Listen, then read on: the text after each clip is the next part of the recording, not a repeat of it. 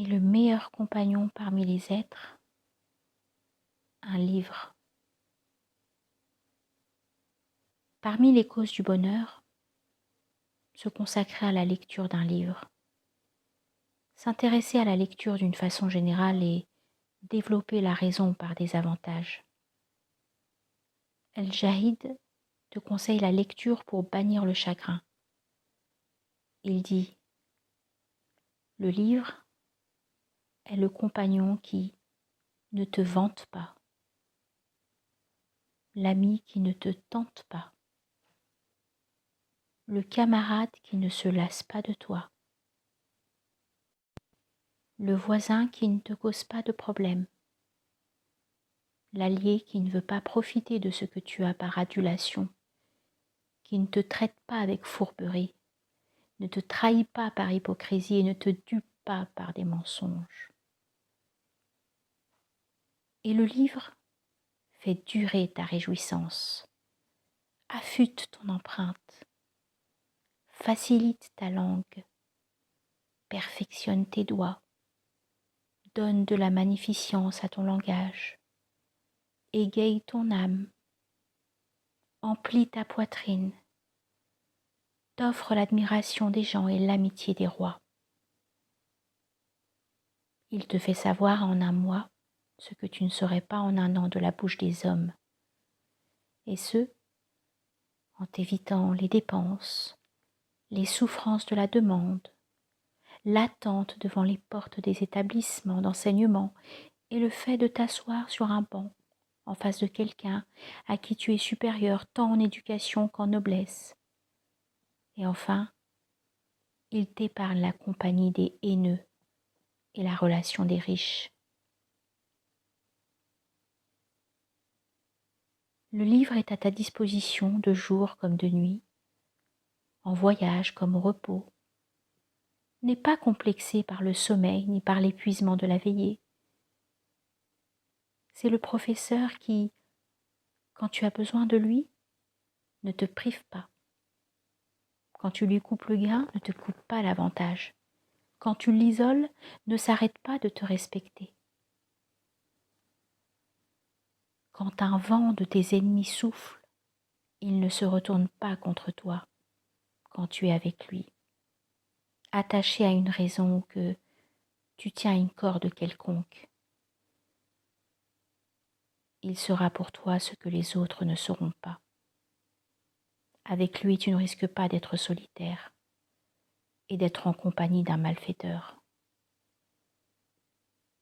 Même si le seul profit et la bienveillance qu'il t'a apporté se résument au fait qu'il t'ait évité de t'asseoir au pas de ta porte, de regarder les passants avec tout ce que cela contient comme possibilité d'accomplissement de péché, tels que les regards tentants, les discussions sur ce qui ne t'intéresse pas, les relations des bas parmi les gens, écouter leurs paroles dénigrantes et leurs significations corrompues,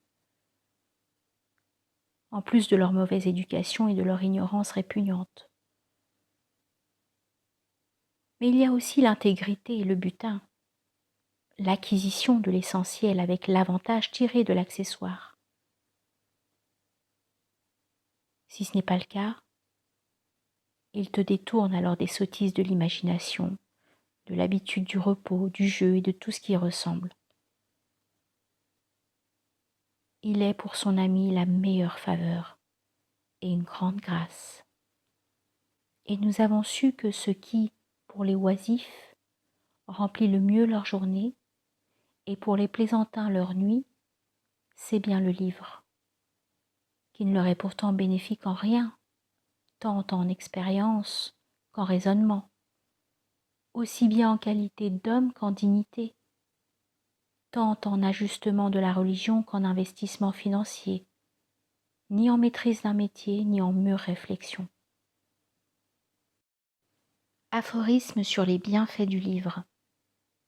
Abu Ubaïda a dit que El-Muhalla a recommandé à ses fils: Ô mes enfants, dans les marchés, intéressez-vous seulement aux libraires et aux fabricants de boucliers.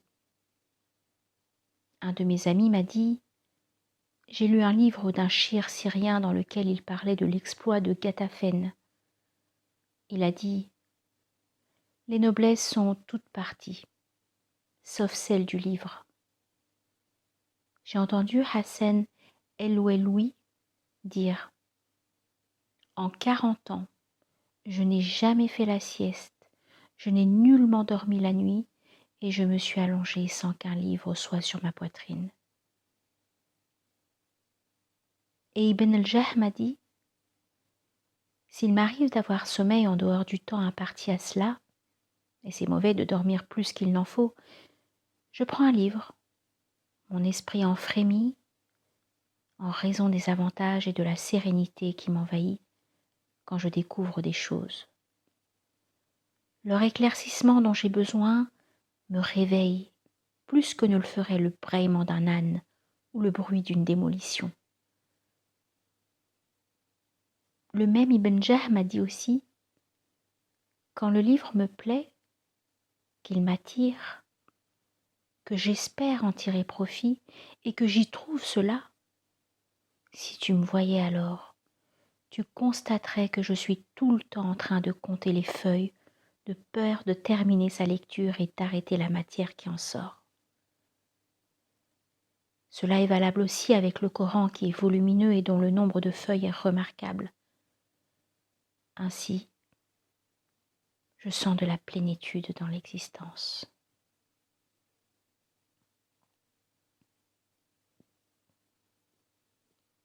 El-Attabi a dit à propos d'un livre de quelqu'un parmi les prédécesseurs, « S'il n'était pas trop long avec toute une multitude de pages, je l'aurais transcrit. »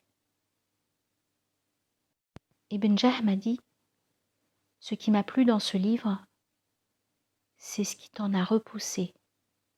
Je n'ai jamais lu un livre volumineux sans que j'en tire un avantage.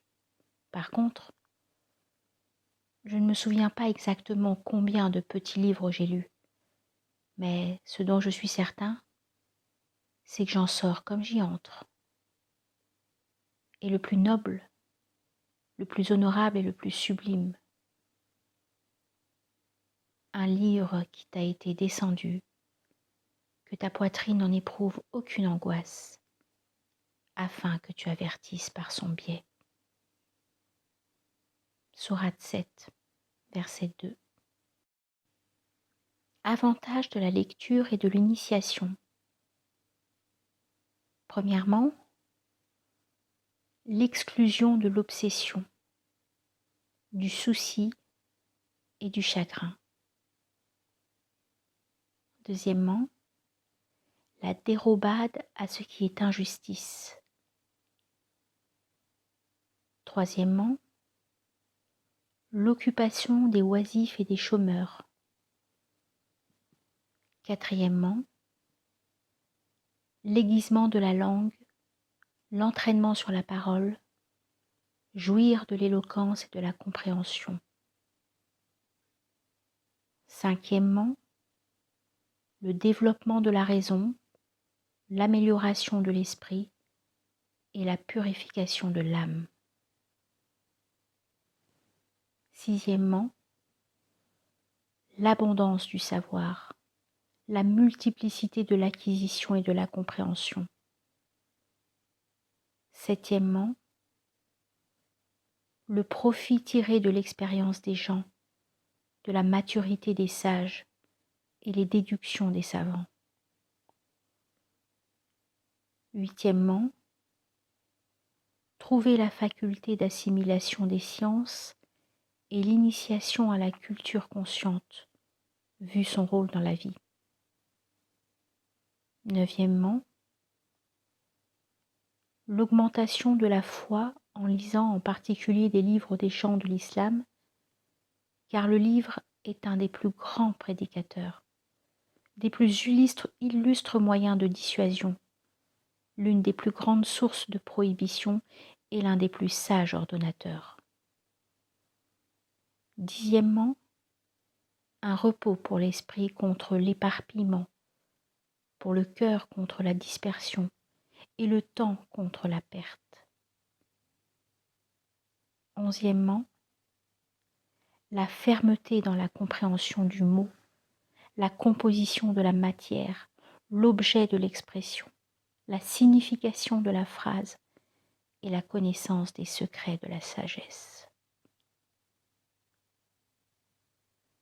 Les secrets des sens sont la véritable vie de l'âme, et nullement ce que tu as mangé et ce que tu as bu.